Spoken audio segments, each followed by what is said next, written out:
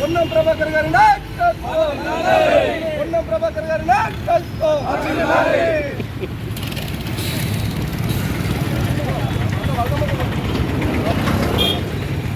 రేవంత్ రెడ్డి గారు రైతులకు ఈరోజు 2 లక్షల రుణమాఫీ ఒకే దఫాలో చేయడానికి నిర్ణయం తీసుకోవడం జరిగింది. గతంలో కూడా రాజశేఖర రెడ్డి గారు నిర్ణయం తీసుకున్నట్టు ఇప్పుడు రేవంత్ రెడ్డి గారు నిర్ణయం తీసుకున్నారు. హరీష్ రావు గారు మీరు సిద్ధంగా ఉండాలి మీరు రాజీనామా చేసడానికి, ఎందుకంటే 15 ఆగస్టు లోపల 2 లక్షల రుణమాఫీ చేస్తే నువ్వు రాజీనామా చేస్తా అన్నావు హరీష్ రావు. ఇప్పటికైనా బుద్ధి తెచ్చుకొని మాట్లాడేటప్పుడు జాగ్రత్తగా ఉండాలి. మీరు ఎంత ఈరోజు తెలంగాణ ప్రభుత్వాన్ని కావచ్చు తెలంగాణ రాష్ట్రాన్ని కావచ్చు ఎంత నాశనం చేసిండ్రు ఎంత ధ్వంసం చేసిండ్రు అనేది మీకే వదిలిపెడతా ఉన్నాం.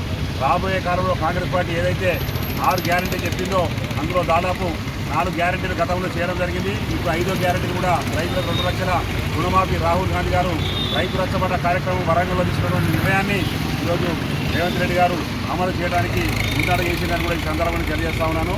మీకు ఇచ్చినటువంటి ప్రతి హామీని కాంగ్రెస్ పార్టీ తప్పకుండా నెరవేరుస్తుంది. కాంగ్రెస్ పార్టీ అంటేనే మాట అంటేనే కాంగ్రెస్ పార్టీ అని కూడా ఈ సందర్భంగా తెలియజేస్తాను.